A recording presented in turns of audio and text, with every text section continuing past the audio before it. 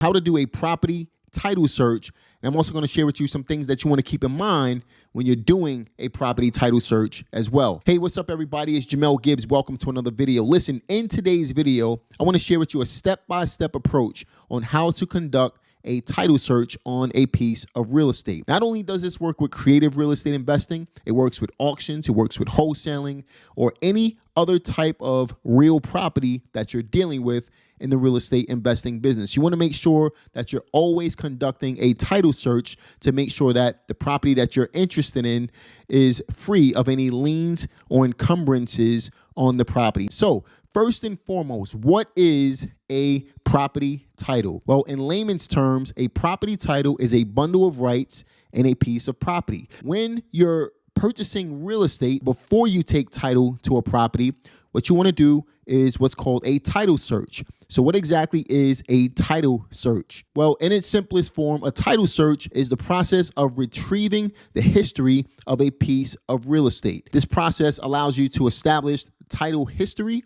So you'll establish what's called a chain of title, and it'll also bring light to any liens and encumbrances on that particular property as well. Basically, you want to do a title search before purchasing any type of real estate to see if that property has any liens or any other defects on that title. And you also want to do a title search in order to understand what the chain of ownership was from the beginning of that particular property until the current date. Now, when it comes to liens, there are two different types of liens that can be recorded on a title. You have what's called a recorded lien and an unrecorded lien.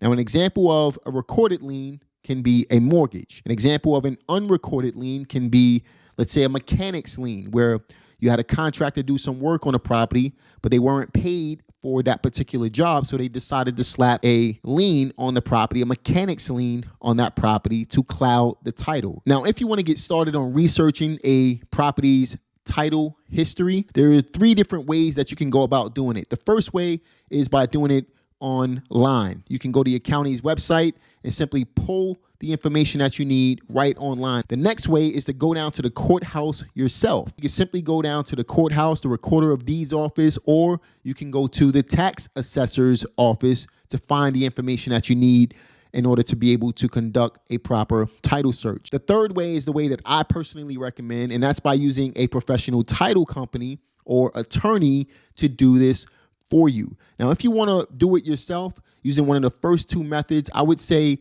use that method to do a preliminary title search. Do not allow yourself to purchase a property unless you have a professional looking at that particular title. Now, here's the deal. When it comes to using a professional title company or attorney, you can ask for a preliminary title search from the professional company as well. The reason you would want to use a preliminary title search is to get some information on a property before you actually purchase that property without doing a full-blown title search. Now, another thing you want to keep in mind is any property that you purchase, you want to get what's called title insurance on that property. Now, the good thing about getting title insurance or being able to get title insurance is for the simple fact that a title insurance company will not insure a title if there are liens and encumbrances on a particular property. And that's exactly why it's important to get a title search done to make sure that you're protecting your long-term investment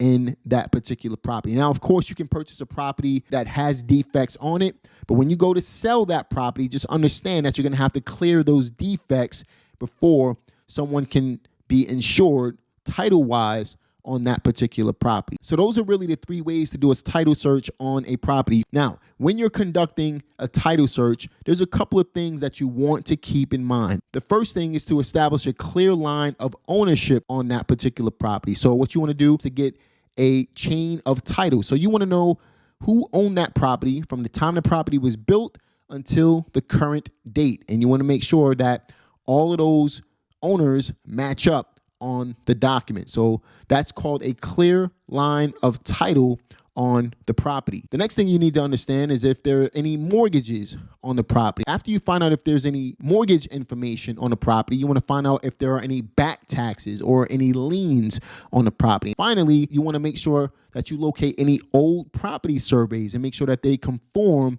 to the current property's boundaries. How does all of this work? If you wanted to do your own preliminary research, going back to the step where I told you can actually do this online yourself. All right, so we're here on netaronline.com, which is one of my favorite public records websites. First thing you want to do is go ahead and click on Public Records Online. Once you click on Public Records Online, you just want to select your state. Click on North Carolina. Once you click on the state, the next thing you want to do is select the county where the property would be located, Guilford. Now, once I click on the county that the property is located in, notice that you can either select the assessor or the register of deeds. So once I select the register of deeds, I'm going to scroll down a little bit, and then you're going to notice that there's going to be a link that says search real estate records. I'm going to go ahead and click on that link, and then you're going to see there's going to be a legal disclaimer, which is going to be on just about everybody's site. So I'm going to go ahead and accept this